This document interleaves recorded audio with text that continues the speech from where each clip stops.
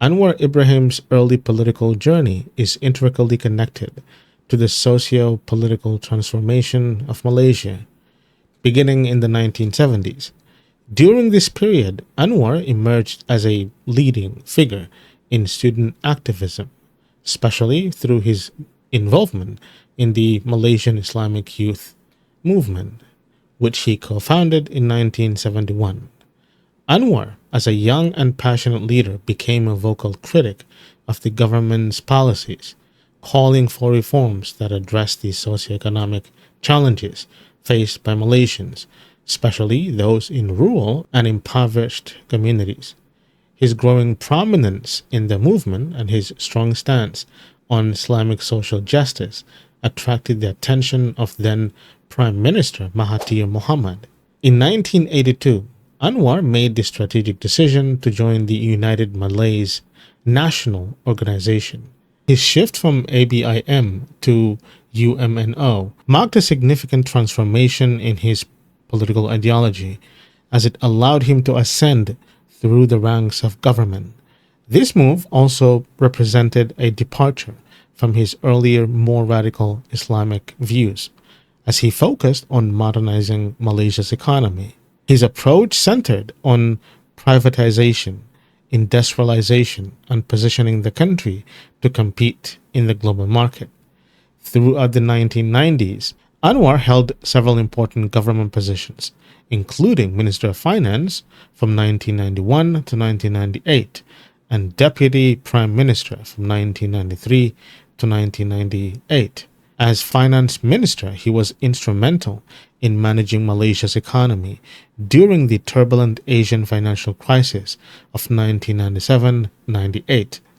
Anwar's policies during this time helped stabilize the national currency and fostered strong economic growth, despite pressure from international financial bodies to adopt austerity measures.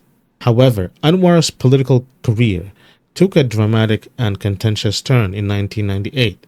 A public fallout with Prime Minister Mahathir Mohamad over economic policy and leadership direction created a bitter rift between the two.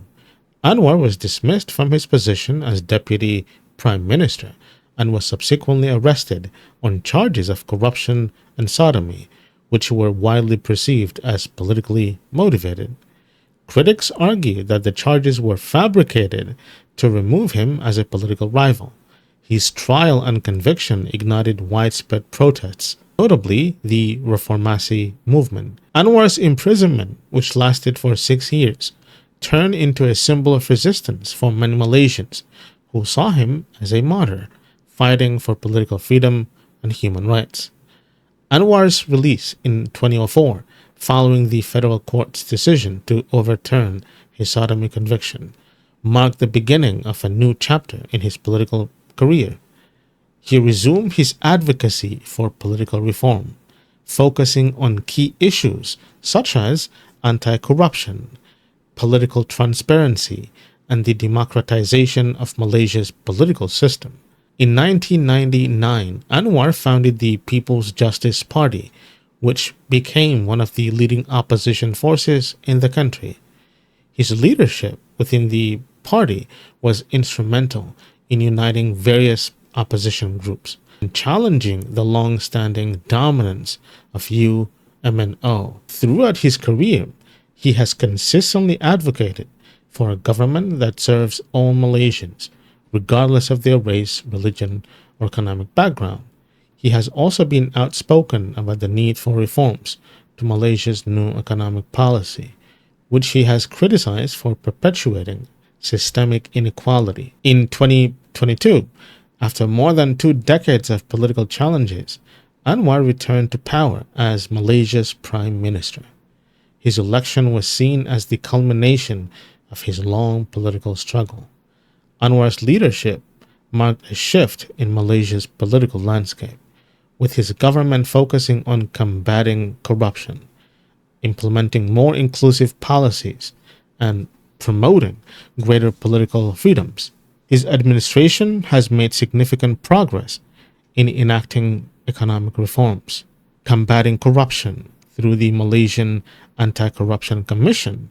Anwar Ibrahim has long been recognized as an advocate for economic reforms that prioritized equitable growth and poverty alleviation. His tenure as Malaysia's finance minister from 1991 to 1998 was a pivotal period during which he introduced key policies aimed at modernizing the economy and reducing the country's over-reliance on raw materials.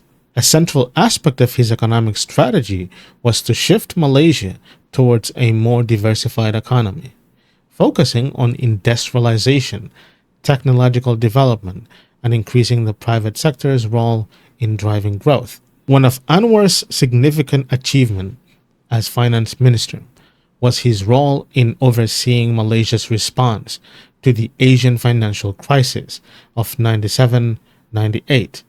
At a time when many Asian economies were facing severe financial turmoil, Anwar's policies helped stabilize Malaysia's economy. He introduced measures such as capital controls and pegging the Malaysian ringgit to the US dollar, which were controversial at the time, but ultimately effective in stabilizing the currency and restoring investor confidence. Additionally, he pushed for greater emphasis on domestic consumption and investment, which helped Malaysia weather the external shocks. His leadership during this crisis solidified. Anwar's economic reforms also focused on addressing Malaysia's income inequality, which remained a significant issue during his time as finance minister. He championed investments in education, technology, and infrastructure, all of which were designed to modernize Malaysia's workforce and improve productivity. Upon his return to power in 2022 as Prime Minister, Anwar continued to prioritize inclusive economic policies, aiming at reducing wealth gap and fostering economic opportunities for all Malaysians, regardless of their ethnicity. In his efforts to address inflation and maintain fiscal discipline, his government has taken steps to ensure that economic growth does not lead to excessive debt or inflationary pressures. He has implemented measures to curb subsidies that had been seen as unsustainable, especially in energy prices, while also promoting social safety nets for lower-income households to cushion the impact of these reforms. For example, his government introduced initiatives like cash assistance programs to help Malaysians cope with rising living costs. Anwar has also focused on improving Malaysia's global economic standing. His government has sought to strengthen Malaysia's trade relationships and ensure that the country remains an attractive destination for foreign direct investment, especially in high-value industries like digital technology, renewable energy, and biotechnology. Under Anwar's leadership, Malaysia is also pursuing economic diversification through initiatives like the National Energy Transition Roadmap, which aims to reduce the country's dependence on fossil fuels and invest in cleaner, more sustainable energy sources. Anwar's vision for a unified Malaysia was particularly evident in the 1990s when he worked to unite the country's different ethnic and religious groups under a shared vision of national development. His approach centered on the concept of civilizational Islam, sought to reconcile modernity with Islamic values. This framework emphasized human rights, democracy, and social justice, aiming not only to improve the socioeconomic conditions of Muslims, but also to ensure that non-Muslim communities had equal access to opportunities and representation in government. His commitment to national unity was put to the test during the Reformasi movement of 1998, which he led in response to his politically motivated arrest and subsequent imprisonment.